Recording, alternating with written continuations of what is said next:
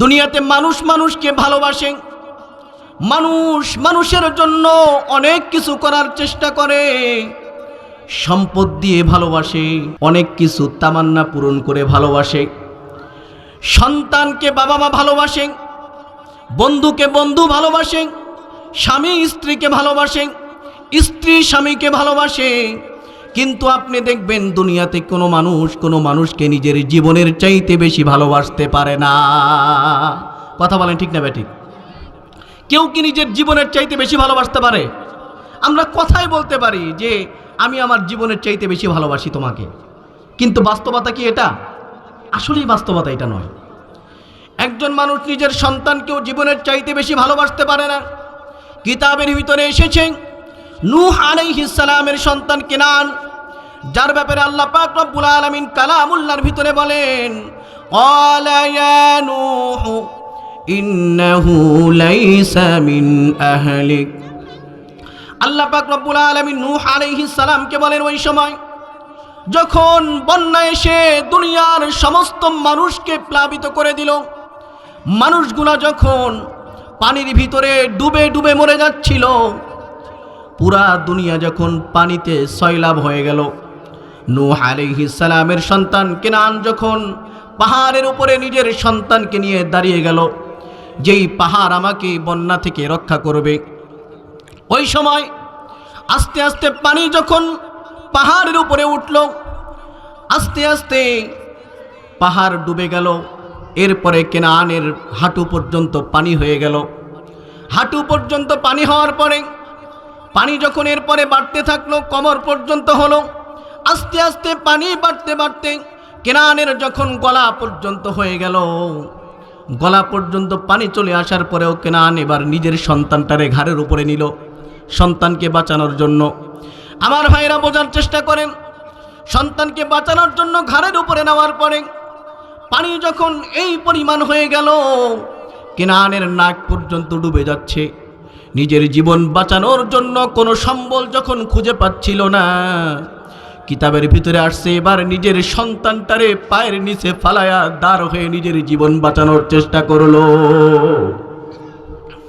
আপনি এবার বলেন, একটা মানুষ নিজের জীবনের চাইতে নিজের সন্তানকে বেশি ভালোবাসতে পারে না?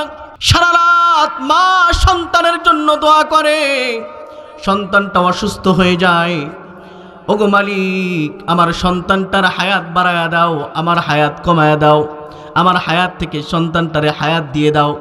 কিন্তু খবর নিয়ে দেখেন ওই মা পর্যন্ত নিজের সন্তানকে নিজের জীবনের চাইতে বেশি ভালোবাসে না।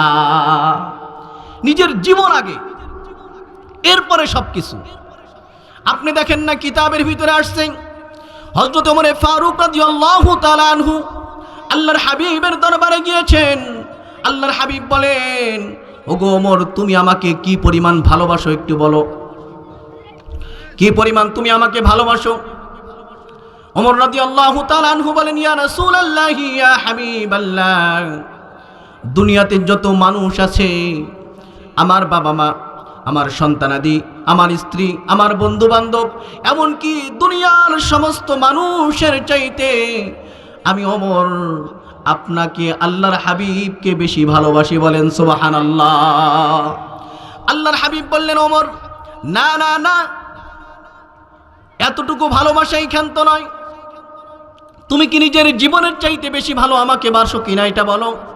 ওমর রাদিয়াল্লাহু তাআলা আনহু বললেন, ইয়া রাসূলুল্লাহ ইয়া হাবিবাল্লাহ, এখন পর্যন্ত আমি আপনাকে আমার জীবনের চাইতে বেশি ভালোবাসতে পারিনি। আল্লাহর হাবিব বললেন, ওমর শুনে নাও, যতক্ষণ না পর্যন্ত তোমার নিজের জীবনের চাইতে বেশি আমাকে ভালোবাসতে পারবে, ততক্ষণ পর্যন্ত তুমি পূর্ণাঙ্গ ঈমানদার হতে পারবে না। লা ইউমিনু আহাদুকুম হাত্তা আকুনা আহাব্বা ইলাইহি মিন ওয়ালিদিহি ওয়া ওয়ালাদিহি ওয়ান নাসি আজমাইন। মানুষ যতক্ষণ পর্যন্ত আল্লাহর হাবিবকে নিজের জীবনের চাইতে বেশি ভালোবাসতে না পারবে, ততক্ষণ পর্যন্ত একটা মানুষ পূর্ণাঙ্গ ঈমানদার হতে পারবে না।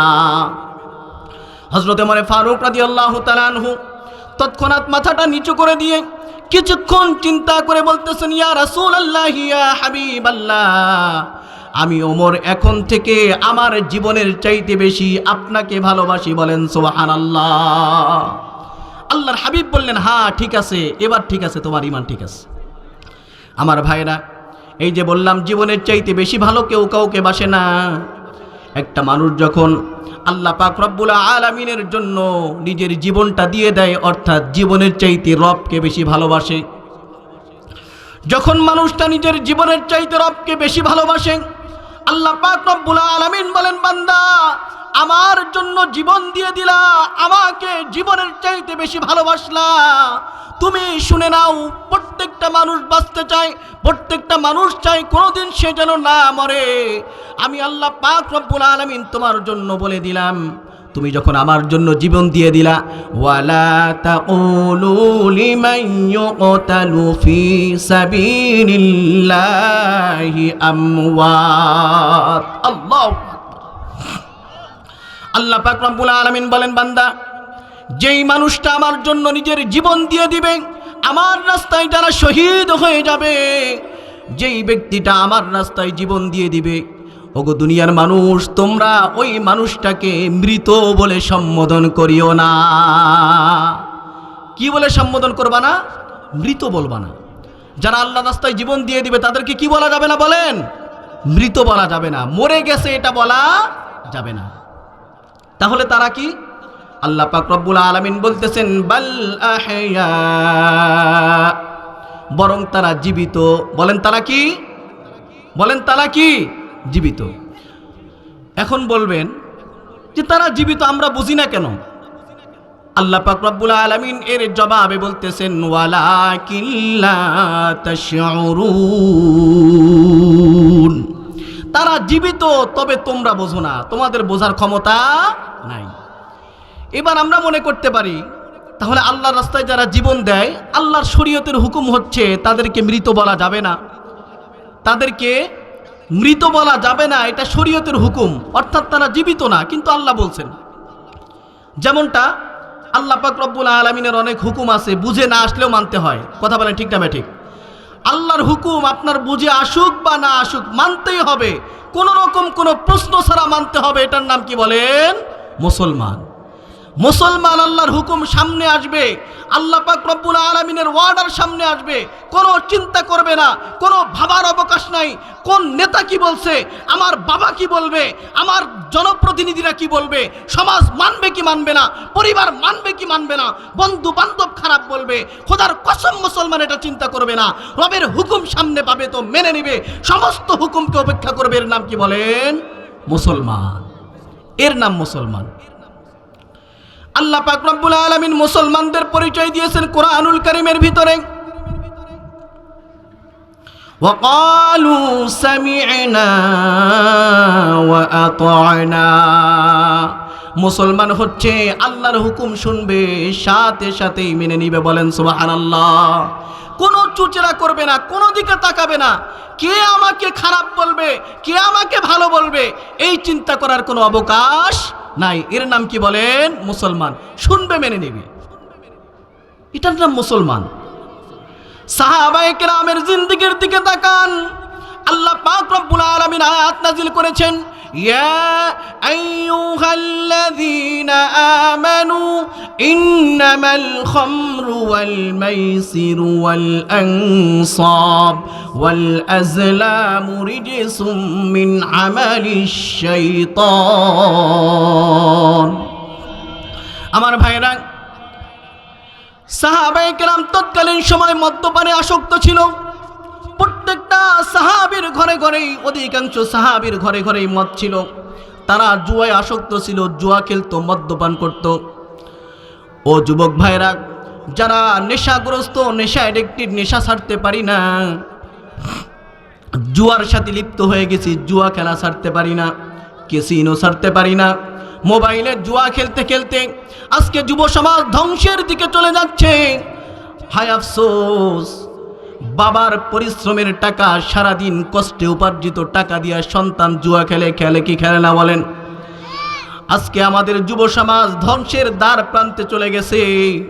আমার কলিজার টুকরা সন্তানটা আমার কষ্টে উপার্জিত টাকা দিয়া জুয়া খেলে, আমার কষ্টে উপার্জিত টাকা দিয়া মদ্যপান করে, আমার কষ্টে উপার্জিত টাকা দিয়া সে সিনেমা দেখতে যায়, আমার কষ্টে উপার্জিত টাকা দিয়া সে বিড়ি সিগারেট পান করে, গাঁজা খায়, অনেক ধরনের নেশা সেবন করে, করে কি করে না?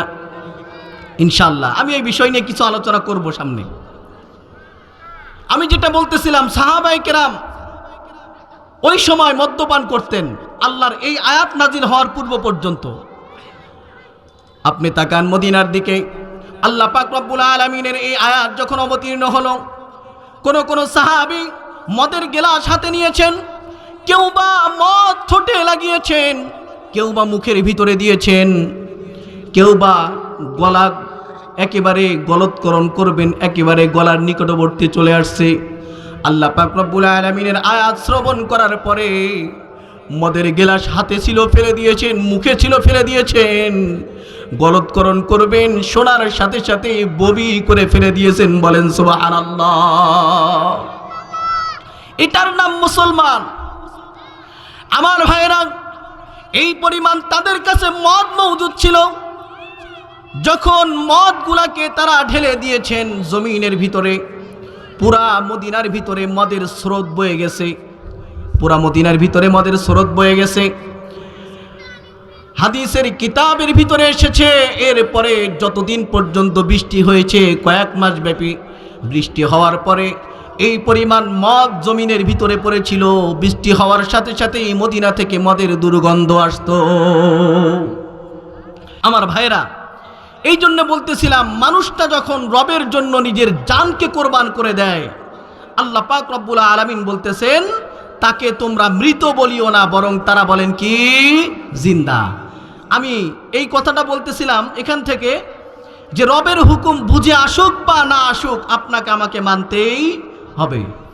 কিছু প্রশ্ন করি, আমাদের ওযু করার পরে, ওযুর ফরজ কয়টা বলেন তো দেখি ভাই? ওযুর ফরজ 4টা। মাশাআল্লাহ, ছোট্ট বাচ্চারা বলতে পারতেছে, আল্লাহু আকবার। এটা কিসের বদৌলতে বলেন? ইশাআতুস সুন্নাহর বদৌলতে, তাই না? ইশাআতুস সুন্নাহর বদৌলতে ছোট্ট বাচ্চারা বলতে পারতেছে কি বলেন? ওযুর ফরজ 4টি, সুবহানাল্লাহি বিহামদিহি। আমার ভাইরা, ওযু করলেন, 4টি ফরজ আদায় করলেন, এবার আপনার পিছনের রাস্তা দিয়ে হাওয়া বের হয়ে গেছে, ওযু আছে না নাই? বলেন ওযু আছে? না না না, ওযু নাই। আপনি প্রস্রাব করছেন, ওযু আছে? না, ওযু নাই। পায়খানা করছেন, ওযু আছে? থুতুর সঙ্গে রক্ত আসছে, ওযু আছে? বমি করছেন, ওযু নাই? এত কিছু করার পরে আপনার ওযু নাই। আরে ভাই, আপনি যখন পিছনের রাস্তা দিয়ে হাওয়া বের হয়েছে, ব্রেন কি বলে বলেন? পিছনের রাস্তা ধোয়ার পরেই তো আমার ওযু নষ্ট হবে কেন? আবার আমি করলাম পায়খানা প্রস্রাব, আমার ওযু কেন যাবে? মলত্যাগ করলাম, ওযু কেন যাবে? কথাটা এটা না? কিন্তু আল্লাহ পাক রব্বুল আলামিনের হুকুম হচ্ছে, তুমি যখন পায়খানা প্রস্রাব করছো, তোমার ওযু চলে গেছে। ওযু গেল কোন দিক দিয়া? ধুতে হয় হাত, মুখ, তাই না? পা ধুতে হয়, মাথা মাসাহ করতে হয়। এগুলা কিসের হুকুম বলেন? আল্লাহর হুকুম। আমার ভাইরা, মনে হতে পারে যে হয়তো আল্লাহ হুকুম দিয়েছেন, যেমন পায়খানা প্রস্রাব করার পরে ওযু করতে হয়, বুঝে আসুক বা না আসুক আমরা মেনে নিয়েছি।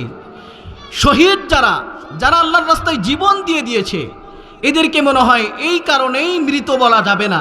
আল্লাহ পাক রব্বুল আলামিন কালামুল্লাহর ভিতরে বলেন, ওয়ালা তাহসাবান্নাল্লাযীনা কুতিলু ফি সাবিলিল্লাহি আমওয়াতা। আল্লাহু আকবার। আল্লাহ পাক রব্বুল আলামিন বলতেছেন, দুনিয়ার মানুষ যারা আল্লাহর রাস্তায় জীবন দিয়ে দেয়, তাদেরকে মৃত বলা তো দূরের কথা, মৃত কল্পনাও করিও না। বলেন সুবহানাল্লাহ। ওয়ালা তাহসাবান্নাল্লাযীনা কুতিলু ফি সাবিলিল্লাহি আমওয়াতা, তাদেরকে মৃত কল্পনাও করিও না, বরং বাল আহইয়াউ ওয়ালাকিন লা তাশউরুন, বরং আল্লাহ পাক রব্বুল আলামিন বলতেছেন বাল আহইয়া, বরং তারা জীবিত। এখন প্রশ্ন আসবে যে হ্যাঁ জীবিত, তাহলে খাওয়া দাওয়া, একটা জীবিত মানুষের তো খাওয়া দাওয়ার প্রয়োজন আছে, সে খাবে কোথায়? তার খানার ইন্তজাম কোথায়? আল্লাহ পাক রব্বুল আলামিন বলতেছেন বাল আহিয়াউন ইনদা রাব্বিহিম ইউরযাকুন। আল্লাহু আকবার। আল্লাহ বলতেছেন বান্দা সে জীবিত এবং তার রিজিকের ব্যবস্থা আমি আল্লাহ পাক রব্বুল আলামিন করেছি। বলেন সুবহানাল্লাহ। আল্লাহ করেছেন শহীদদের রিজিকের ব্যবস্থা। বোঝার চেষ্টা করেন, একটা মানুষ যখন আল্লাহর রাস্তায় নিজের জীবন দিয়ে দেয়, সে যখন শহীদ হয়ে যায়, সে আল্লাহ পাক রব্বুল আলামিনের কাছে এই পরিমাণ দামি হয়ে যায়, এই পরিমাণ মূল্যবান হয়ে যায়, ওই মূল্যবান ওই দামি মানুষটার রিজিক আর দুনিয়ার গান্দা রিজিকের দরকার হয় না। বলেন সুবহানাল্লাহ। দুনিয়ার এই খানার প্রয়োজন তার জন্য হয় না। যেই খানা খাইলে পায়খানা করতে হবে, যেই খানা খাইলে প্রস্রাব করতে হবে, এই গান্দা রিজিক আর ওই ব্যক্তিটার জন্য আল্লাহ পাক রব্বুল আলামিন রাখেন না। আল্লাহ সুবহানাহু ওয়া তাআলা ওই বান্দার জন্য জান্নাতের রিজিকের ব্যবস্থা রেখেছেন। বলেন সুবহানাল্লাহ। ইন্নাল্লাযীনা ক্বালু রাব্বুনাল্লাহু সুম্মা ইসতাকামু তাতানাজ্জালু আলাইহিমুল মালাইকাতু আল্লা তাখাফু ولا تحزنوا وأبشروا بالجنة التي كنتم توعدون। আল্লাহ পাক রব্বুল আলামিন বলেন নিশ্চয় ওই সমস্ত লোক যারা দুনিয়ার ভিতরে এই কথা উচ্চারণ করেছে আমাদের রবকে, বলেন আল্লাহ, আমাদের রবকে বলেন, চিৎকার করে বলেন কে? আমাদের রব আল্লাহ। আল্লাহ পাক রব্বুল আলামিন বলেন যারা দুনিয়ার ভিতরে বলেছে আমাদের রব আল্লাহ, দুনিয়ার কোনো তাগুতের সামনে মাথা নত করেনি, দুনিয়ার কোনো বাতিলের সামনে মাথা নত করেনি, দুনিয়ার কোনো জালিমের সামনে ভয়ে দাঁড়ায়নি, দুনিয়ার কোনো অত্যাচারীর সামনে নিজেকে ভীত সন্ত্রস্ত হিসাবে দাঁড় করায়নি। আল্লাহ পাক রব্বুল আলামিন বলেন আমার ওই সমস্ত বান্দারা যারা সমস্ত অত্যাচারের সামনে নিজেকে ইস্তেকামতের সাথে রেখেছে, দৃঢ়তার সাথে রেখেছে, নিজেকে বিচলিত বানায়নি, আল্লাহ পাক রব্বুল আলামিন বলেন ওই সমস্ত বান্দাদেরকে যখন তারা মৃত্যুবরণ করবে, যখন তাদের মৃত্যু চলে আসবে, ওই যে দেখতে পাবেন বুলেটের গুলি এসে তার জীবনটা নিয়ে নিচ্ছে, তার সামনে তার ভাইটা মরে গেল, তরবারির আঘাতে তাকে হত্যা করে ফেলা হচ্ছে, সমস্ত বাধা বিপত্তিকে উপেক্ষা করে ওই মানুষটা যখন সীসা ঢালা প্রাচীরের মতো দাঁড়িয়ে থাকবে, কান্নাহুম বুনিয়ানুম মারসুস, সীসা ঢালা প্রাচীরের মতো যখন সে দাঁড়িয়ে থাকবে, আল্লাহ পাক রব্বুল আলামিন বলেন পাশের মানুষটা মরে গেল, পাশের মানুষটা শহীদ হয়ে গেল, ভীত সন্ত্রস্ত হবে না, দাঁড়িয়ে থাকবে। আল্লাহ সুবহানাহু ওয়া তাআলা বলেন ওই মানুষটার জন্য ওই সময় ফেরেশতা তার নিকটে চলে আসবে, তাতানাজ্জালু আলাইহিমুল মালাইকা, ফেরেশতা তার নিকটে আসবে, এসে তাকে বলবে ওই যে তোমার পাশে মানুষটা শহীদ হয়ে গেল, ভয় পাওয়ার কোনো কারণ নাই, আল্লাহ তাখাফু, ভয় পেও না, ওয়ালা তাহজানু, ভীত সন্ত্রস্ত হয়ো না, চিন্তা করিও না, ভীত সন্ত্রস্ত হইও না, ওয়া আবশিরু বিল জান্নাহ, তুমি জান্নাতের সুসংবাদ গ্রহণ করো, আল্লাতী কুনতুম তুআদুন, যেই জান্নাতের ওয়াদা আল্লাহ পাক রব্বুল আলামিন তোমার সাথে করেছেন। বলেন সুবহানাল্লাহ। এরপরে ফেরেশতা বলবে মৃত্যুর সময়, হাদিসের কিতাবের ভিতরে মুফাসসিরিনে কিরামগণ এই আয়াতের তাফসীর করেছেন, তার মৃত্যুর সময় ফেরেশতা তার কাছে চলে আসবে, আবার কবরের জগতে সে যখন একাকী থাকবে ফেরেশতা তার কাছে আসবে, আবার কিয়ামতের ময়দানে সে যখন কবর থেকে উত্থিত হবে, উঠবে, ওঠার পরে সে নিজেকে একাকী ভাববে, আল্লাহ পাক রব্বুল আলামিন তখনও তার কাছে ফেরেশতা পাঠিয়ে দিবেন, এসে ফেরেশতারা তাকে সান্ত্বনা দিবে, ভয় পাওয়ার কারণ নাই, নাহনু আউলিয়াউকুম ফিল হায়াতিদ দুনিয়া, ওগো আল্লাহর বান্দা, দুনিয়াতে আমরা যেমন তোমার সাথে ছিলাম, তোমার মৃত্যুর সময় যখন তোমার সাথে ছিলাম তোমাকে ভয় পাইতে দেইনি, তোমাকে ওই গুলির আঘাত আসতেছে বলেছিলাম আমরা তোমার সাথে আছি, আল্লাহর জান্নাতে তোমাকে নিয়ে যাব। আল্লাহ কিয়ামতের ময়দানেও মানুষটাকে ওই রকম সান্ত্বনা দিবে ফেরেশতারা, নাহনু আউলিয়াউকুম ফিল হায়াতিদ দুনিয়া ওয়া ফিল আখিরাহ, দুনিয়াতেও আমরা তোমার সাথে ছিলাম, আখিরাতেও তোমার সাথে আছি। ওই যে রবের জান্নাত দেখতে পাচ্ছ, ওই জান্নাতের ভিতরে প্রবেশ করো। ওয়াসিকাল্লাযীনা ইত্তাকাউ রাব্বাহুম ইলাল জান্নাতি যুমারা। আল্লাহু আকবার। ওয়াসিকাল্লাযীনা ইত্তাকাউ রাব্বাহুম ইলাল জান্নাতি যুমারা।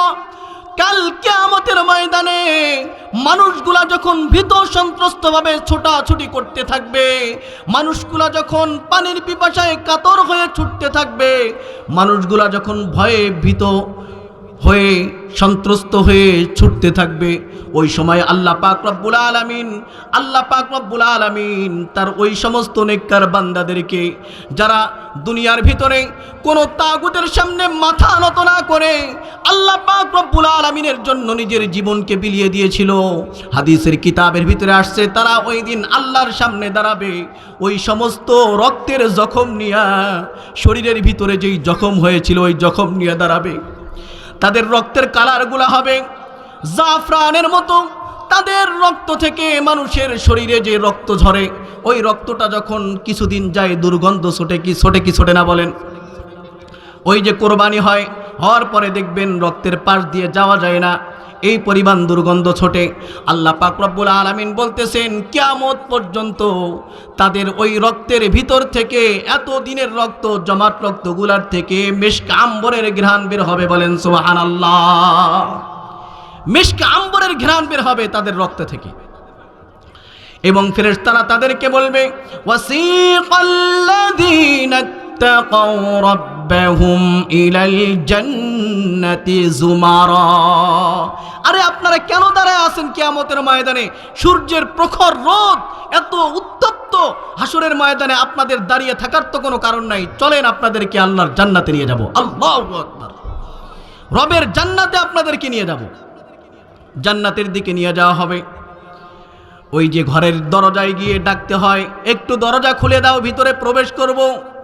আল্লাহ পাক রব্বুল আলামিন বলতেছেন না না না, জান্নাতে যাবা, তোমাদেরকে ডাকতে হবে না, খোলার জন্য আহ্বান করতে হবে না। হাত্তা ইযা জাউহা ওয়া ফুতিহাত আবওয়াবুহা, তোমরা যখনই জান্নাতের দরজায় যাবে তোমাদের জন্য জান্নাতের দরজা উন্মুক্ত থাকবে। বলেন সুবহানাল্লাহ। জান্নাতের দরজা উন্মুক্ত থাকবে। ওয়াকালা লাহুম খাযানাতুহা, এবং জান্নাতের দ্বার রক্ষী তোমাদেরকে বলবে সালামুন আলাইকুম তিবিতুম, তোমাদের উপরে শান্তি বর্ষিত হোক। ফাদখুলুহা খালিদিন, এবং তোমরা এই জান্নাতের ভিতরে প্রবেশ করো, চিরকালের জন্য প্রবেশ করো। বলেন সুবহানাল্লাহ। জান্নাতে প্রবেশ করবেন, মনে করবেন ওই যে মেহমানের বাড়িতে গেলেন, মেহমান হয়ে মেজবানের বাড়িতে গেলেন, যাওয়ার পরে দুনিয়ার সবচাইতে বেশি মেহমানদারি করা হয় জামাইকে, তাই না? আমাদের গ্রামের ভাষায় বলে জামাই আদর করছে আমার ওই বাড়িতে যাওয়ার পরে, বলে কি বলে না? তার মানে মানুষ সবচাইতে বেশি আদর যত্ন করে জামাইকে, আরও যদি সেটা হয় নতুন জামাই। কথা বলেন ঠিক না ভাই? নতুন জামাই আসতে দেখবেন মুরগি জবাই করে, গরুর গোশত আনে, এই সেই হাবি জাবি কত ইন্তজাম। কিন্তু জামাই যখন আস্তে আস্তে 3 দিন 4 দিন 1 সপ্তাহ থাকে, এবার শ্বশুর শাশুড়ি কি বলে বলেন না? জামাই যায় না কে? কথা বলেন ঠিক না ভাই? ঠিক। জামাই যায় না কে? এই জামাই আর কতদিন থাকবে? আল্লাহর কাছে দোয়া করে, আল্লাহ জামাইয়ের মনটা একটু বাড়ির দিকে ঘুরায় দেন। কথা বলেন ঠিক না ভাই? ঠিক। হ্যাঁ, যদি জামাই সবচাইতে আদরের মেহমানের ব্যাপারে এই অবস্থা হয়, তাহলে অন্যান্য মেহমান আসতে একবেলা খাওয়ায়া দ্বিতীয় বেলায় বলে প্রথম বেলায় মুরগি জবাই করে খাওয়াইলাম, এবার আর কি খাওয়াবো, আপনি এবার বাড়িতে যান, মনে মনে বলে কি বলে না? আল্লাহ পাক রব্বুল আলামিন জান্নাতে যেই মেহমানদারির ইন্তজাম করবেন, জান্নাতে যেই আপ্যায়ন করবেন আপনাকে আমাকে, নাহনু আউলিয়াউকুম ফিল হায়াতিদ দুনিয়া ওয়া ফিল আখিরা ওয়ালাকুম ফিহা মা তাশতাহি আনফুসুকুম ওয়ালাকুম ফিহা মা তাদউন। আল্লাহু আকবার। আল্লাহ পাক রব্বুল আলামিন বলতেছেন, বান্দা জান্নাতে আসছো, এই যে যত নিয়ামত দেখতেছো সব নিয়ামত তোমার জন্য, সব ভক্ষণ করো। বলেন সুবহানাল্লাহ। তুমি যা চাও, তোমার মন যা চায় সব পাবাই জান্নাতে। যখন বান্দা যখন জান্নাতের নিয়ামতগুলা ভক্ষণ করবে, করে মনে করবে যে মনে হয় জান্নাতের নিয়ামত ফুরায় গেল। ওই যে বললাম না, জামাই যখন খানা খাওয়ার পরে চিন্তা করবে এক বেলা এত খাইলাম, দ্বিতীয় বেলা আর পাই কি পাই না। কথা বলেন ঠিক না বেঠিক? বান্দা যখন এমন মনে করবে, আল্লাহ পাক রব্বুল আলামিন বলেন নুজুলাম মিন গফুরির রহিম। আল্লাহু আকবার। আল্লাহ পাক রব্বুল আলামিন বলতেছেন, বান্দা এই যে তোমাকে মেহমানদারি করানো হলো, এটা তোমার প্রথম আতিথিয়তা, প্রথম আপ্যায়ন। এরপরে তোমাদেরকে আরো আপ্যায়ন করা হবে, চিন্তা করিও না। এরপরে আল্লাহ পাক রব্বুল আলামিন বলতেছেন সালামুন আলাইকুম তিবতুম ফাদখুলুহা খালিদিন। জান্নাতে প্রবেশ করছো চিরকালের জন্য, মনে করিও না 3 দিন 7 দিন 1 মাস পরে তোমাকে বের করে দেওয়া হবে, চিন্তার অবকাশ নাই। আল্লাহর জান্নাতে প্রবেশ করছো, কিয়ামত পর্যন্ত থাকো। অর্থাৎ এরপরে আল্লাহ পাক রব্বুল আলামিন বলতেছেন জান্নাত থেকে তোমাকে বের করে দেওয়া হবে না, বরং যতদিন আল্লাহ তোমাকে জান্নাতে রাখবেন ততদিন থাকবা, জান্নাত থেকে বের হওয়ার কোনো অবকাশ নাই। আল্লাহু আকবার। চিরস্থায়ী বসবাস করো। আমার ভাইরা, এই জান্নাতে যাওয়ার জন্য রাজি আছেন তো ইনশাআল্লাহ? জান্নাতে যাওয়ার জন্য রাজি আছেন তো ইনশাআল্লাহ? আল্লাহু আকবার। জান্নাতে যেতে হলে এবার কি করতে হবে? জান্নাতে যেতে হলে এই যে আগামী 31শে ডিসেম্বর রাত্রেবেলা 31st নাইট আসতেছে, এই নাইটের রাত্রে, মানে এই রাত্রে সাউন্ড বক্স ভাড়া করে এলাকাবাসীর উদ্যোগে কি করতে হবে? পিকনিকের টাকা উঠায়া ডিজে গান বাজাইতে হবে। কথা বলেন ঠিক না বেঠিক? এটা জান্নাতে যাওয়ার আমল। কথা বলেন ভাই, কথা বলবেন, এটা জান্নাতে যাওয়ার আমল। হ্যাঁ, বিবাহ উপলক্ষে বাড়ির ভিতরে 3 দিন 4 দিন পর্যন্ত গান বাদ্য বাজাইতে হবে, এটা জান্নাতে যাওয়ার আমল। হ্যাঁ, এটাও না। তাহলে কোনটা? তাহলে কোনটা জান্নাতে যাওয়ার আমল? আমার ভাইরা, খুব আফসোসের বিষয়, আমাদের সমাজের ভিতরে প্রত্যেকটা মানুষ আজকে সবচাইতে বেশি পেরেশান কি নিয়ে জানেন? নিজের সন্তানকে নিয়ে। সবাই এসে দেখবেন আফসোস করতেছে, বন্ধুর কাছে গিয়ে আফসোস করে, ভাই কি আর বলবো, এত কষ্ট করে সন্তানটারে মানুষ করার চেষ্টা করলাম, এই সন্তান দেখি আজকে আমার কথাই আর শোনে না। সন্তান বিবাহ করছে, আমারে আর ভাত দেয় না, সন্তান শুধু বইয়ের কথা শোনে। এরপরে সন্তান আমারে টাকা দেয় না, শ্বশুর বাড়িতে টাকা পাঠায়। বলেন আফসোস করে কি করে না? বলেন আফসোস করে কি করে না? এরপরে সন্তানটা নেশা অ্যাডিক্টেড হয়ে গেছে, মদ্যপান করে, জুয়া খেলে, এই করে সেই করে, এত কিছু অভিযোগ বন্ধুর কাছে, যার কাছে যায় তার কাছে গিয়ে, চায়ের দোকানে গিয়ে, সব জায়গায় শুধু কথা, আমার সন্তানটা লাইনে নাই, বেলাইনে চলে গেছে। পরিশেষে চিন্তা করে ডাক্তার দিয়া, কবিরাজ দিয়া, কোনো কিছু দিয়ে তো কাজ হয় না। এবার মনে হয় মসজিদের ইমাম সাহেবের কাছে গিয়ে একটু বললে আমার সন্তানটা ভালো হওয়ার জন্য একটা তাবিজ বা পানি পরা দিবে। বলেন ঠিক না বেঠিক? কথা বলেন ঠিক না বেঠিক? ইমাম সাহেবের কাছে গিয়ে হাত পা ধরে, হুজুর অনেক পেরেশানিতে আছি, রাত্রেবেলা ঘুম আসে না, ব্যবসা করে শান্তি পাই না, ডিউটিতে গিয়ে শান্তি পাই না। কেন? আমার সন্তানটা আমার কোনো কথাই শোনে না। আমি বলি ডান দিকে যাও, সন্তান যায় বাম দিকে। আমি বলি সামনের দিকে যাও, সন্তান যায় পিছনের দিকে। আমি বলি যাইতে হবে বাজারে, সন্তান যায় সিনেমা হলে। এই সন্তানটার ব্যাপারে একটু ঝাড়ফুঁক করে দেন।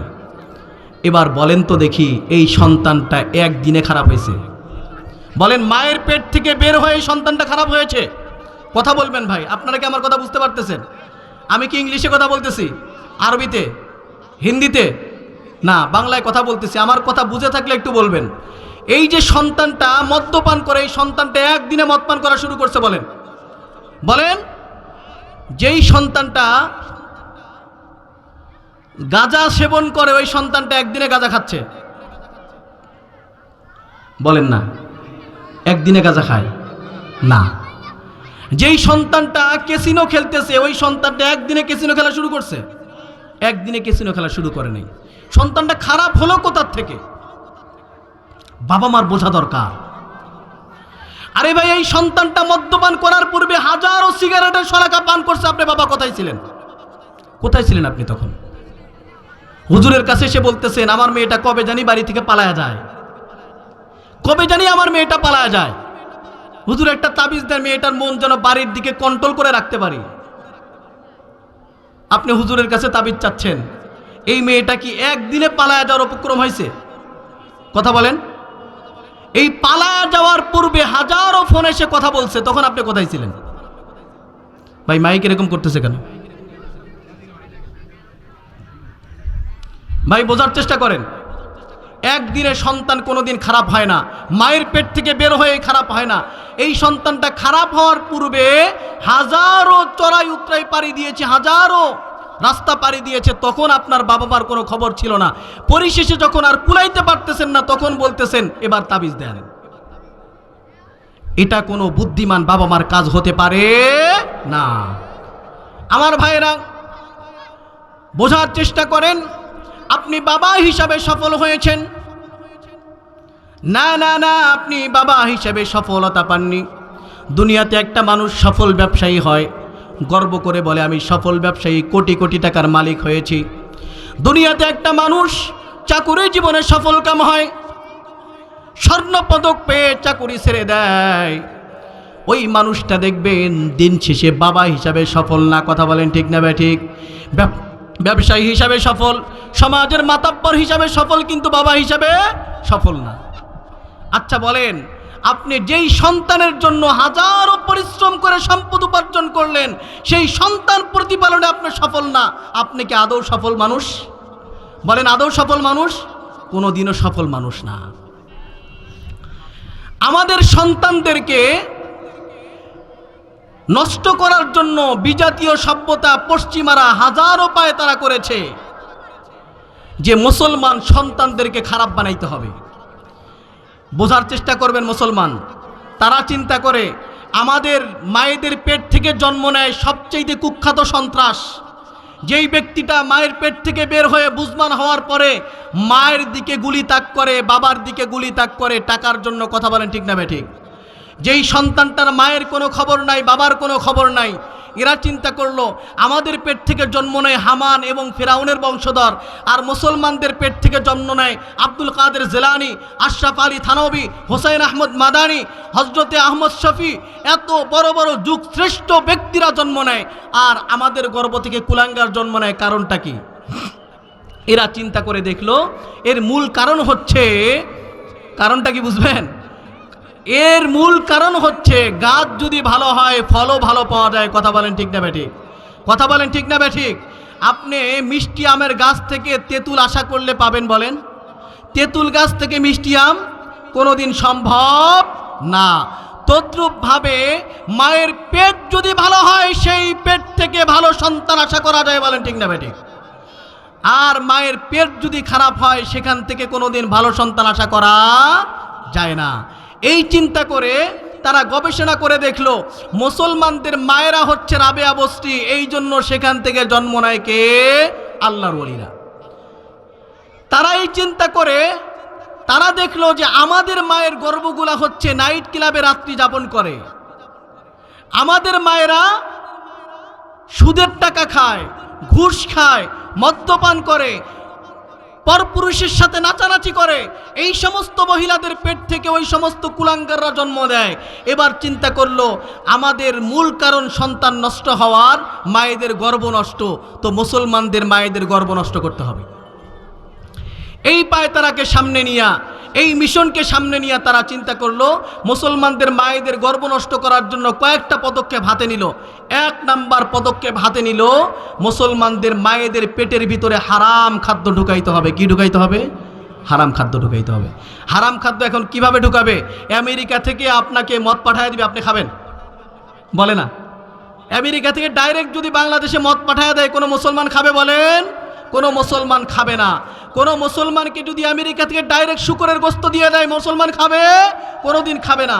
তখন চিন্তা করলো তাহলে মুসলমানদেরকে হারাম খাওয়াইতে হবে কিভাবে? এর জন্য মুসলমানদের ঘরে ঘরে সুদের টাকা ঢুকায়া দিল। কথা বলেন ঠিক না ঠিক? কিভাবে সুদের টাকা ঢুকায় দিল? আজকে দেখেন প্রতিটা বাড়ি বাড়ি, একটা বাড়ি হয়তোবা আশার কেন্দ্র, আর একটা বাড়ি গ্রামীণ ব্যাংকের কেন্দ্র, আর একটা বাড়ি এসকেসের কেন্দ্র, এই সেই হাবি জাবি দুনিয়ার সমস্ত শুধুই ব্যাংকের কারবার হয়ে গেছে মুসলমানদের প্রতিটা ঘরে ঘরে। কথা বলে ঠিক না বেটা? একটা সন্তান মায়ের পেট থেকে বের হওয়ার পরে সর্বপ্রথম যেই খানাটা খাবে এটা খাচ্ছে হারাম খানা, সর্বপ্রথম খানা। মায়ের পেটের ভিতরে যেই খানাটা সে খাচ্ছে সেটাও হারাম, মায়ের শরীরের ভিতরে যেটা খানা তৈরি হচ্ছে সেটাও হারাম। আল্লাহর হাবিব বলেছেন, আল জান্নাতু জাসাদুন গুযিয়া বিল হারাম, জান্নাতের ভিতরে ওই দেহ কোনোদিন প্রবেশ করবে না যেই দেহটা হারাম দ্বারা লালিত পালিত। আজকে ওই সন্তানটা মায়ের পেটের ভিতরে বড় হচ্ছে হারাম খায়া। তার কারণ মা তো সুদের টাকা নিয়া কি করছে, আপনার ওই সন্তানের বাবার রিক্সা কিনে দিচ্ছে, সুদের টাকা দিয়া ওই বাবার দোকানটা পরিচালিত হচ্ছে। সুদের টাকা খেয়ে যখন সন্তানটা মায়ের পেটের ভিতরে বড় হয়, এরপরে দুনিয়াতে আসে, আসার পরে সর্বপ্রথম যেই খানাটা খায় সেটাও সুদের টাকা। মায়ের দুধটা খাচ্ছে সুদের টাকা দিয়া, মায়ের শরীরটা প্রতিপালিত হচ্ছে। আমার ভাইরা বোঝার চেষ্টা করেন। এরপরে আরো বোঝেন, সুদের টাকা খেয়ে দুধটা খাইলো সুদের টাকার, সর্বপ্রথম যেই ভাতটা খায় সেটাও সুদের টাকার। এবার বলেন, যেই শরীরটা এত হারাম খাচ্ছে সেই শরীরটা কোনোদিন কোরআনের জন্য জীবন দিবে? বলেন, আল্লাহর কোরআনের জন্য জীবন দিবে? কোনোদিনও জীবন দিবে না। আমরা চিন্তা করি যে হায় হায় আমাদের ঘরের সন্তান ডক্টর এসি ইমরান কেমনে হয়? কথা বলেন ঠিক না বেঠিক? আমাদের ঘরের সন্তান মুসলমান নামধারী তো হাদিকে গুলি করেছে। কথা বলেন ঠিক না বেঠিক? হাদিকে গুলি করে সেটা মুসলমান নামধারী না? তাহলে একজন মুসলমান হয়ে আর একজন মুসলমানকে কেমনে গুলি করে? তার কারণ হচ্ছে যেই মায়ের পেট থেকে এটা জন্মগ্রহণ করেছে ওই মায়ের পেটটা ঠিক ছিল না। আবার বোঝার চেষ্টা করেন। এরপরে তারা প্রতিটা মুসলমানের হাতে হাতে পাঠায় দিয়েছে। প্রথমে পাঠায় দিল টেলিভিশন। প্রথম একটা ছোট্টখাটো কিছু পাঠায়, পাঠানোর পরে সেটাকে মানুষ কিভাবে গ্রহণ করে, এরপরে বড়টা পাঠায়। ঠিক না ঠিক? প্রথম পাঠায় দিল টেলিভিশন, দেখলো না প্রত্যেকটা মানুষ টেলিভিশনকে খুব ভালোভাবে আপ্যায়ন করেছে, খুব সমাদর করেছে। এরপরে টেলিভিশন পাঠানোর পরে এর চাইতে বড় শয়তানকে পাঠায় দিল সবার ঘরে ঘরে, সবার হাতে হাতে। আছে না নাই বলেন? এই মোবাইলটা আছে না নাই? আছে না নাই? মাশাআল্লাহ, দেখবেন খুব গর্ব ভরে নিজের কলিজার টুকরা ছোট্ট একটা বাচ্চা, যেই বাচ্চাটার বয়স মাত্র 12 থেকে 13 বছর, তার হাতেও একটা মোবাইল ফোন দিয়ে দিছে। দিছে কি দিছে না? বলেন দিছে কি দিছে না? এর চাইতে ছোট বাচ্চাকে মোবাইল দিয়ে দিছে। এবার আমি আপনাকে প্রশ্ন করি বাবা হিসাবে, আপনি বলেন তো দেখি, এই মোবাইল দিয়ে আপনি যে বাবা, আপনি নিজেকে হেফাজত করতে পারেন? কয়জন আছেন পারি আমরা? বলেন পারি? একটা নগ্ন মেয়ের ছবি আসলে নিজেকে কন্ট্রোল করতে পারি আমরা? তাহলে আপনি যখন নিজেকে কন্ট্রোল করতে পারতেছেন না, আপনার সন্তানটাকে ফেরেশতা? হ্যাঁ, আসমান থেকে জিব্রাইল নামছে আপনার সন্তান, মিকাইল তো হবে। হ্যাঁ, তাহলে আপনি যখন নিজেকে কন্ট্রোল করতে পারতেছেন না, আপনার সন্তানটা কিভাবে নিজেকে কন্ট্রোল করবে? বোঝার চেষ্টা করেন বাপজান, সন্তানটা একদিনে খারাপ হয় নাই, একদিনে সন্তানটা খারাপ হয় নাই। আপনার সন্তানটা কার সাথে মিশতেছে, কাকে বন্ধু বানাচ্ছে, আপনি কোনোদিন চিন্তা করে দেখলেন না বাপজান? ওই যে সন্তানটারে প্রতিদিন ছেড়ে দেন, প্রাইভেট পড়ার জন্য যায়, মেয়েটা প্রাইভেট পড়ার জন্য যায়, তারে প্রাইভেটে ভর্তি করায় দিয়েছেন। ওই সন্তানটা আদৌ কি স্যারের কাছে প্রাইভেট পড়ে কিনা আপনি কোনোদিন দেখেন না, কোনোদিন ভাবার চেষ্টা করেন না, কোনোদিন খোঁজ নিয়ে দেখলেন না? বাসা থেকে বের হয়ে গেল যে আমি অমুকের কাছে প্রাইভেট পড়তে গেলাম, আদৌ কি তার কাছে প্রাইভেট পড়তেছে কিনা আপনি কোনোদিন খবর নিলেন না? ওই যে সন্তানটা বলে আম্মা যান আজকে 16ই ডিসেম্বর, এরপরেও ক্লাস আছে, স্যার আজকে এক্সট্রা ক্লাস নেবে। ওই এক্সট্রা ক্লাসটা আসলে এই স্যারের সাথে কিনা অন্য কারোর সাথে, এই খবর আপনি রাখেন না। আপনি বাবা, আপনি মা, আবার বড় একটা মোবাইল কিনে দিছেন, সন্তানের অনলাইন ক্লাস করতে হবে। কথা বলেন ঠিক না ঠিক? ও বাপজান, পায়ে হাত দিয়া বলি বোঝার চেষ্টা করেন। ও পর্দার আড়ালের মা ও বোনেরা, বোঝার চেষ্টা করেন রে মা, ওই যে আপনি মোবাইলটা সন্তানরে কিনা দিলেন, অনলাইন ক্লাস ছাড়া বুঝি ডাক্তার হওয়া যায় না, কথা বলেন না কেন? অনলাইন ক্লাস ছাড়া বুঝি মাস্টার হওয়া যায় না, অনলাইন ক্লাস ছাড়া বুঝি শিক্ষিত হওয়া যায় না। ও বাপজান, আজ পর্যন্ত আমাদের প্রজন্মে যারা শিক্ষিত হয়েছে তারা কি আসলে শিক্ষিত হতে পারেনি? তারা শিক্ষিত হয়নি। তাহলে তাদের শিক্ষার জন্য যদি অনলাইন ক্লাসের প্রয়োজন না হয়, আপনার সন্তানের শিক্ষার জন্য অনলাইন ক্লাসের প্রয়োজন হয় কেন? আচ্ছা ধরেন বুঝলাম অনলাইন ক্লাস দ্বারা সন্তানরা সুশিক্ষা শিক্ষিত হতে পারবে না, তাহলে ছেলে বাবার মোবাইল দিয়ে অনলাইন ক্লাস করতে পারে না? বলেন পারে কি পারে না? ছেলেটাকে মোবাইল কিনে দিতেই হবে। আরে আফসোস, বাবা কি সুন্দর গর্ব করে বলে আমি আমার ছেলেকে ভিভো কিনে দিছি, চায়ের দোকানে বলে। আর একজন বলে ভিভোর দাম আর কত, আরে আমি আমার ছেলেকে ওপ্পো কিনে দেব। আর একজন বলে ওপ্পোর দাম আর কত, আমি কিনে দেব স্যামসাং। বলেন ঠিক না বেঠিক? আর একজন বলে স্যামসাংয়ের দাম আর কত, আমি কিনে দেব আইফোন। কথা বলেন ঠিক না বেঠিক? আরে মিয়া, তুমি তোমার সন্তানকে আইফোন কিনে দাও নাই, তুমি তোমার সন্তানকে 20 কিনে দিছো, যেই সন্তানটা ওই মোবাইলের মাধ্যমে আস্তে আস্তে ধ্বংস হয়ে যাবে। বলেন ঠিক না বেঠিক? আমার ভাইরা, একটা সন্তানকে আপনি যদি অপ্রাপ্ত বয়স্ক অবস্থায় একটা মোটর সাইকেল কিনে দেন, সে অ্যাক্সিডেন্ট করবে কি করবে না? এই সন্তানটা মোবাইল চালানোর কোনো পদ্ধতি জানে না, আপনি মোবাইল কিনে দিলেন। আরে আফসোস বাপজান, সন্তানটা মোবাইলে মেসেঞ্জারে কার সাথে কথা বলে কোনোদিন খবর রাখেন না।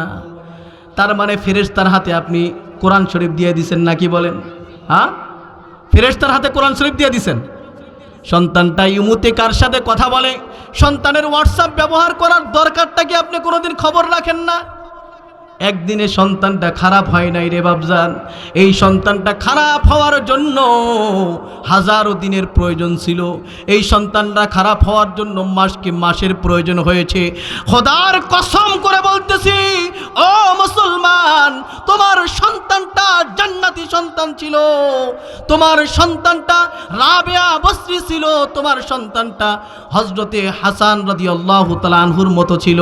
কিন্তু তোমার সন্তানটারে দিন বদিন তোমার অবহেলার কারণে এই সন্তানটা জাহান্নামের অতল গহ্বরের জন্য প্রস্তুত হয়ে গেছে, শুধুমাত্র আমার আপনার অবহেলার কারণে। আপনি আমি যদি অবহেলা না করতাম, আপনি আমি যদি নিজের সন্তানের খবর রাখতাম, তাহলে আমার সন্তানটাও খোদার কসম এই জামানার কুতুব হিসাবে তৈরি হতো। বলেন ঠিক না বেঠিক? এই জন্য সন্তানের খবর রাখতে হবে। সারাদিন শুধু ব্যবসা করলে হবে না, সারাদিন শুধু চাকরি করলে হবে না, সন্তানটা ঠিকমতো পড়ালেখা করতেছে কিনা খবর নিতে হবে। ও মা, সারাদিন শুধুমাত্র মোবাইলে রান্নার ভিডিও বানাইলেই হবে না।